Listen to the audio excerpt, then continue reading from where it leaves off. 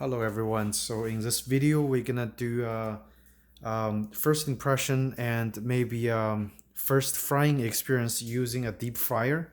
And the deep fryer I have here is the DeLonghi, and this is their Livenza, the newest model.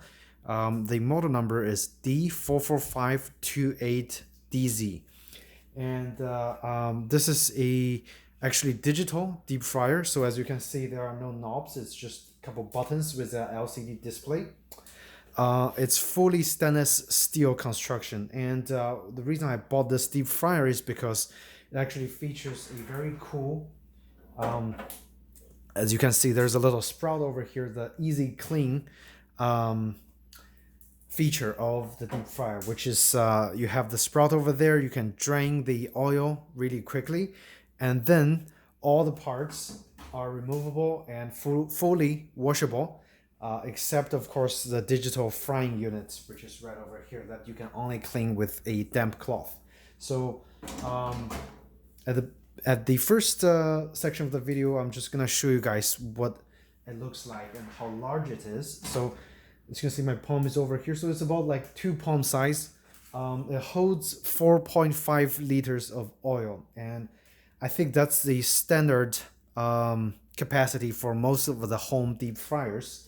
And it comes with a fully removable top lid, also stainless steel construction, and it features a little viewing window over here in the front, and on the back, as you can see, it have those like venting areas that's covered with mesh wires, and the cover is actually fairly heavy. It's looks like it's two layered design. So there's a the layer on the bottom and the layer on the top. By the way, I fully washed the deep fryer, and we're gonna use it for the first time to deep fry some chicken wings.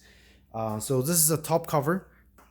There's a little chrome accent over here. That's plastic, and also some plastic materials over near the control unit where the control unit is sitting. Okay, so that's a top cover. Okay, and you have your little basket over here. That's your frying basket. A decent size, actually fits the whole frying area pretty nicely. So the basket is actually also collapsible, so if you need to store it, you just put it over here and then leave it inside, and then you should be able to store the basket really nicely when it's not in use, so it's not protruding. And when you need to fry stuff, just pull it out, and it comes out like that. Features a little indicator right over here that tells you where the max load is. So basically you have your food somewhere over here, and that's a max load in terms of frying your food. The construction of the basket, I would say it's slightly flimsy. It's very thin material, and the handle also feels very cheap. But I think it should serve the purpose perfectly fine. It's just, for my personal taste, it's a little on the flimsy side. So you see the little hook over here. Once you finish frying food, there is a hook on the top of the fryer that you can actually just rest over here. So, and if you need to put it back in here, just drop it in here, and then it starts frying. So that's a basket. Next, we're gonna move on to the actually, let's take a look at the digital unit right over here. So we're gonna test it further when we actually plug it into the unit. So as you can see over here, have 5 buttons. Over here obviously is your power button, and there's a blue LED display. Once you plug it in, it shows the temperature by default. Plus minus sign is for adjusting the time and the temperature. And over here, this button is a switch between the time adjustment and temperature adjustment. So over here, it's an interesting button. That's the lard function, the low temperature frying function. Or I think they call it lard function, whatever. If you press this button, and if you're frying with a lard, it will preheat the lard at a lower temperature for about 15 minutes. So you get your lard all melted nicely, and then after 15 minutes, it automatically switches to the regular timing or the regular deep frying process. So that is a little neat function to have, not necessary, but nice to have. This button also used as a oil reset button. So once there's a light comes up, that means you have to change your oil after a 5 hours of continuous frying. So the light lights up and you press this button, you hold it to reset the oil reset indicator light. So that's what that button is for. So again, pretty basic and simple and very intuitive to use, actually. We can't really access the main compartment without having to remove this first. So just show you guys, this is the control unit. And pretty much a lot of fryers are designed like this. You can remove this unit, the frying unit, and then the rest of the stuff is cleanable one way or the other. So as you can see, fully stainless steel design. You also have a stainless steel temperature sensor right over here.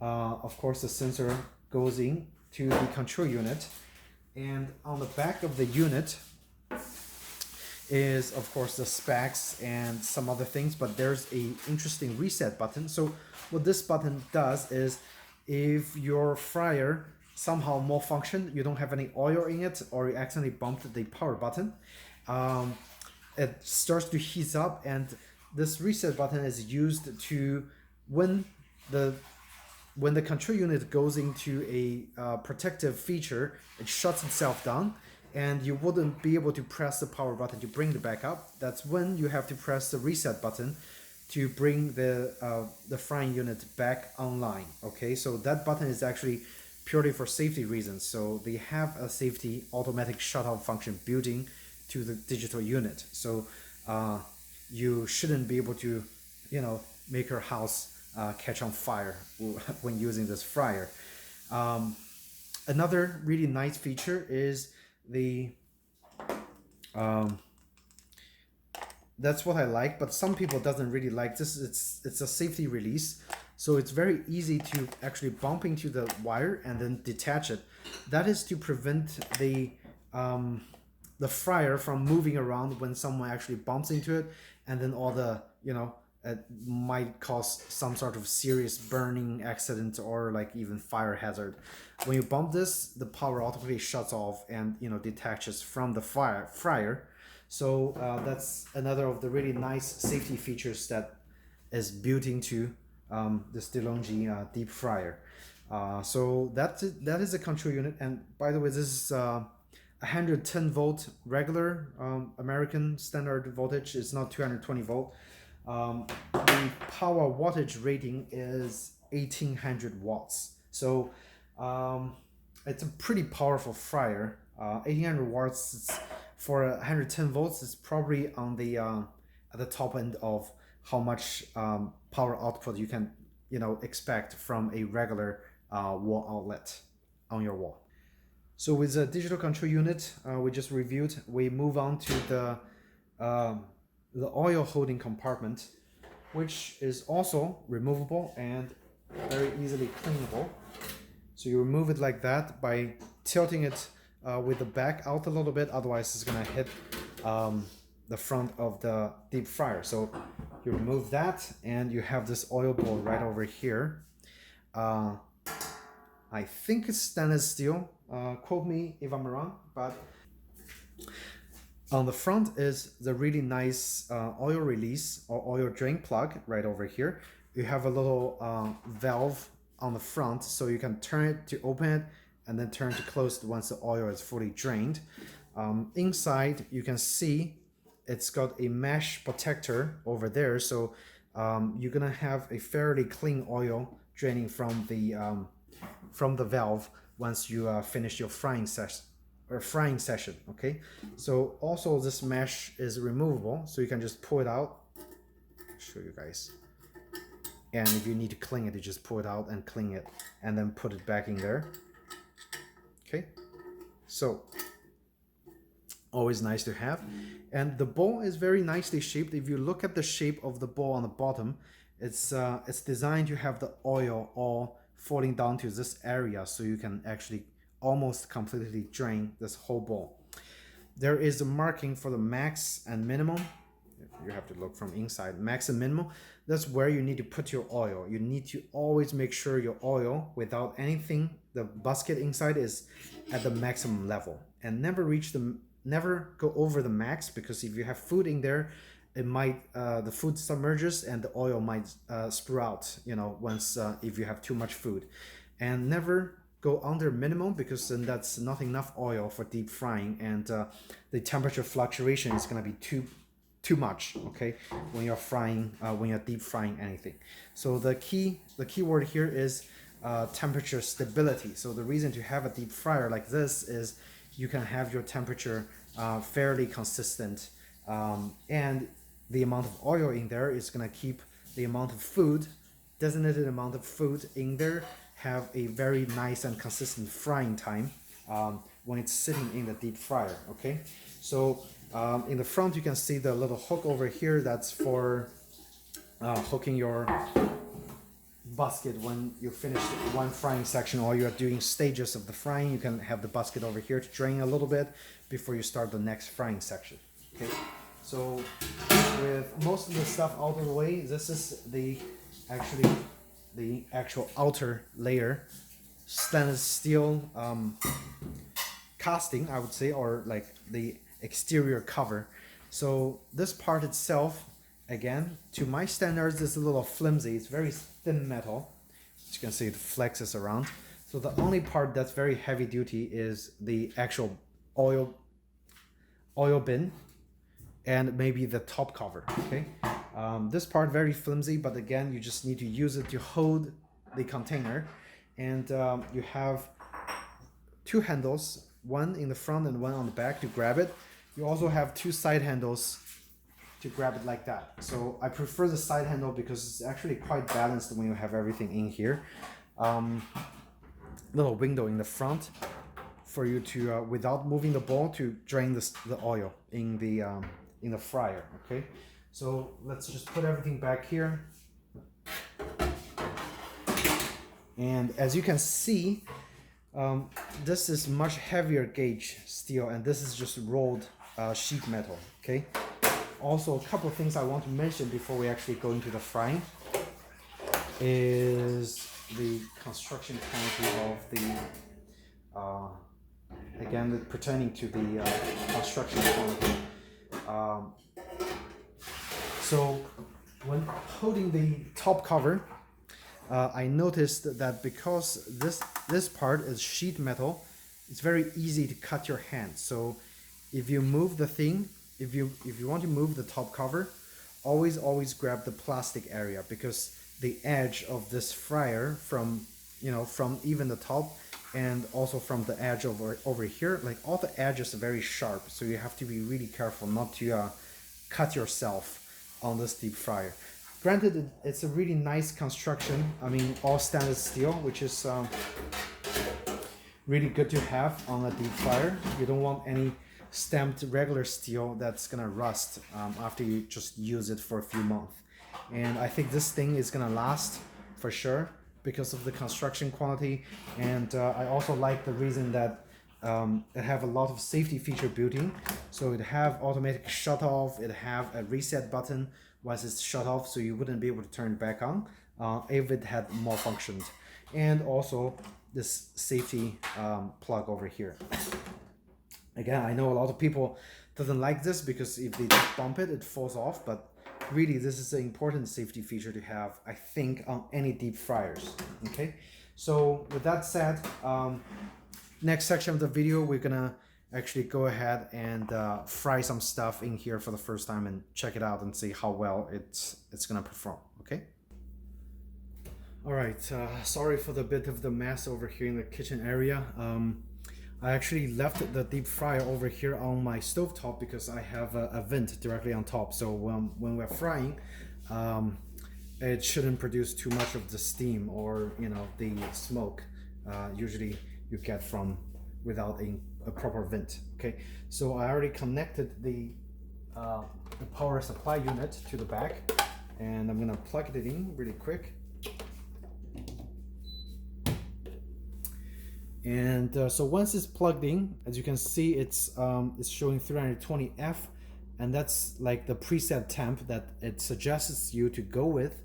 But again, press the plus minus button where it adjusts your temperature by 9 degrees, which is about 5 degrees Celsius.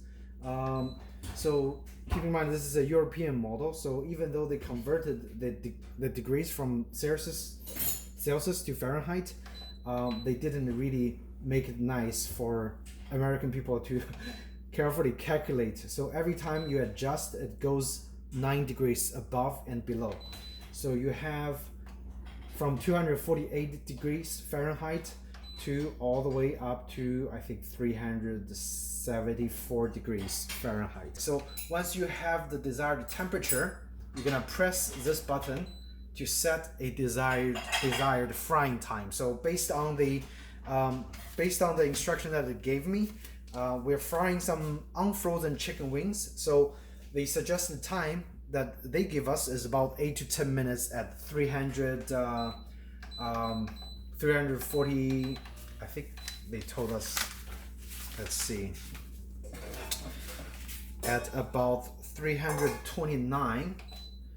Which is right over here. That's suggested time. So we're gonna go with that, and then we're gonna actually find out if that we should follow the suggested time given by DeLonghi, or we should improvise next time we're deep frying stuff. Okay, so again, removing everything, I'm gonna actually start putting the oil inside to the maximum level, and let's see how much oil or how much oil it actually needs. So over here I have some canola oil for frying, 3 quarts, 2.84 liters.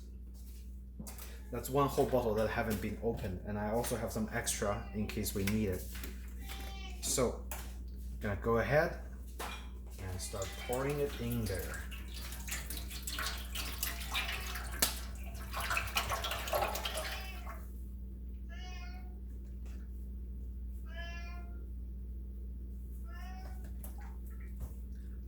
All right, so barely reached the minimum required level. So looks like I'm gonna have to pour this half bottle of canola in there as well. Hopefully it reaches the minimum level, hopefully. Okay. So this is the second bottle, and probably have about 1.5 to 2 liters in this bottle. And looks like we're gonna reach the max. That's really nice. So wow, it takes one whole bottle and another maybe 2/3 of the bottle to actually reach the maximum level. That is the required oil level that they ask you to put in before you actually press the ready and power button to start frying. Okay, so now the oil is in there, the temperature is set. I'm gonna preset my time to about 10 minutes, and I'm gonna close the cover and just let it preheat. Okay, so actually I'm gonna have the no, I'm gonna leave the net outside, just gonna let it preheat. Okay, so the 10 is flashing. That means I'm setting it for 10, and if I press the power button, as you can see, it starts to preheat, and now it's only 75 degrees Fahrenheit. That's probably our room temperature. So I would say the temperature sensor seems to be pretty accurate. Okay, so you can see the red light just lit up, and that's the preheating process. Once the green light lights up, it beeps twice, and then you can start putting the whatever you have in there and start frying immediately, because that's at when it reaches the desired temperature. Okay, so taking a look at the actual frying unit, let's see if I can get any closer. So right over here, it already heated up really quickly. I can already feel the warmth coming from the frying unit, okay, or the I don't know how to call this, the coil, the heating coil. As you can see, the oil is doing its job inside, getting heated up. And so we should just wait. Okay, so I'll come back once the temperature is gonna reach the almost desired temperature, and then we're gonna fry some chicken wings. Be right back. So we're gonna weight the chicken wings and just see what is the weight is, because they said our maximum load for the basket is about 1.1 pound. Let's see how much chicken wing we have over here. Just gonna leave everything in here. So 28 ounce, this is a little more than 1.5 pounds. Regardless, we're gonna actually overload it just a little bit and to test to see if it's actually gonna work or not. Hopefully it works. So I'm gonna turn the camera back there because it's already starts to heat up, and as you can see, the temperature is now at 123, and that's about I would say like 1 to 2 minutes in. This is the temperature where it gets. So it started at 75 and now it's 130, 31, and it's going up. So we'll wait a little more, and in the meantime, I'm gonna put all the chicken wings in the basket and just get it ready, okay?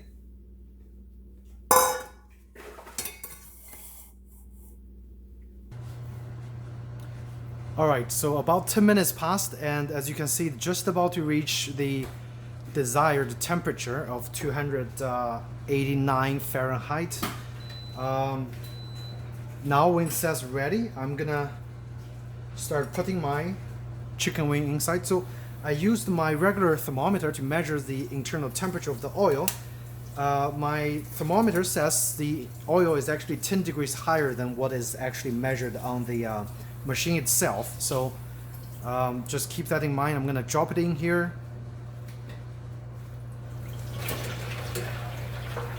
And just let it fry.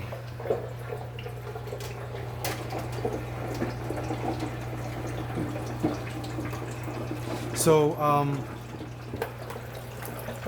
that's what it looks like. And I don't know what's gonna happen with the timer.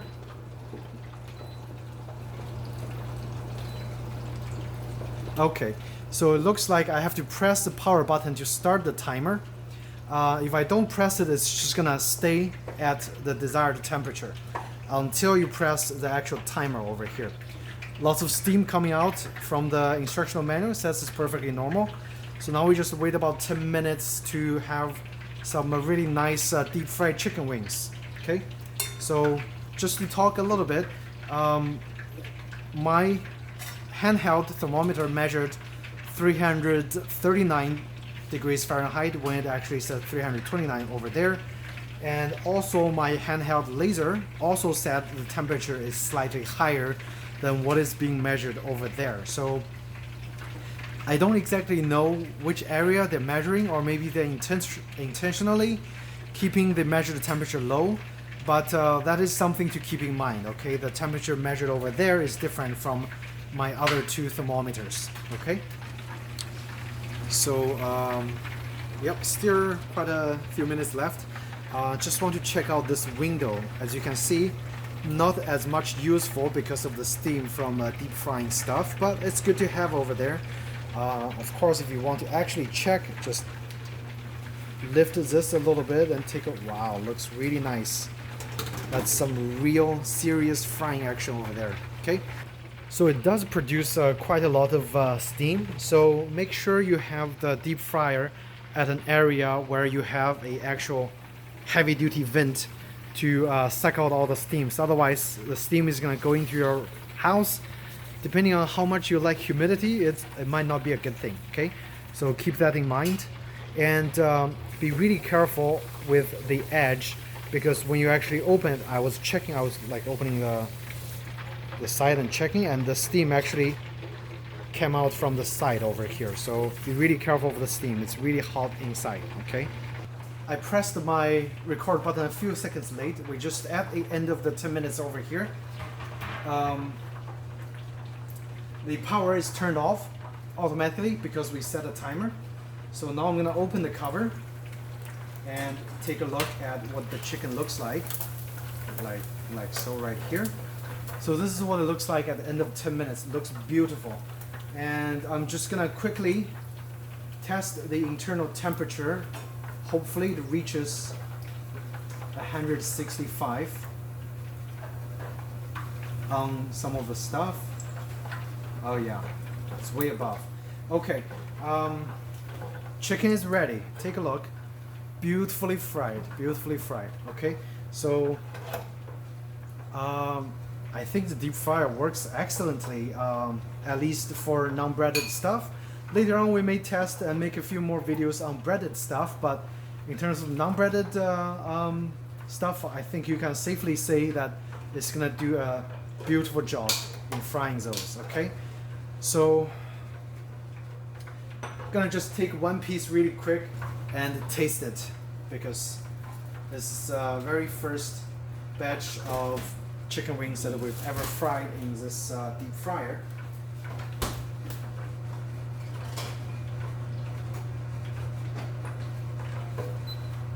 Kind of hard to see without the light.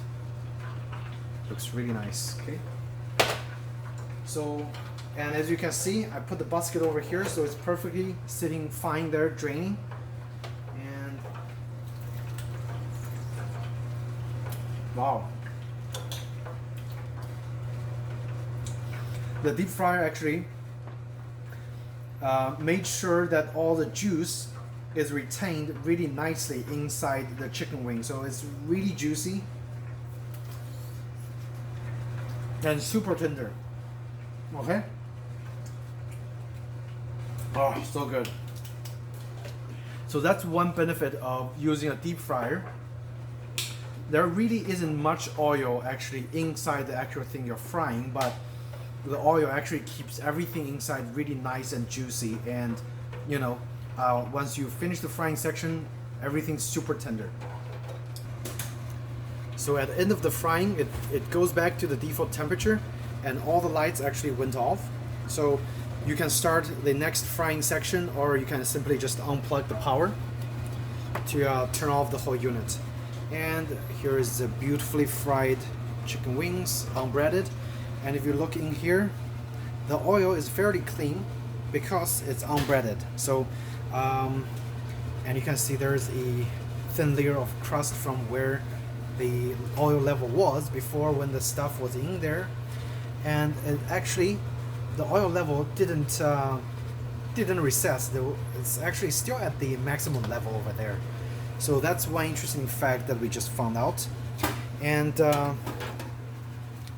again, if you're done with the oil, you can simply just open the tap and drain it. But I think for now we're just gonna leave the oil in there for the next couple frying sessions. Also, the amount of steam, again, it's quite a lot of amount of steam, so be careful when you open the cover. Don't burn yourself with the steam still venting on the back, and only grab the plastic section, okay? So I think I kind of know the reason they use a thinner gauge sheet metals is that actually it doesn't really transfer the heat over here to the exterior, if compared to if you're using a heavy duty gauged metal, that it's gonna retain the heat for quite a lot longer. So this way it's not super hot to the touch, at least for the exterior. One last thing is everything, when people complain about the cord, it's no joke. I was bumping it for just a little bit and actually turned the power off, like so be really careful not to bump into the deep fryer or the cable, otherwise you're not gonna have a properly fried meat over here. Okay, so those are a couple tips, and hope you guys found this video helpful, and if you did, please do hit the like button and subscribe to our channel. Otherwise, thank you so much for watching, and we'll see you in our next video. Take care.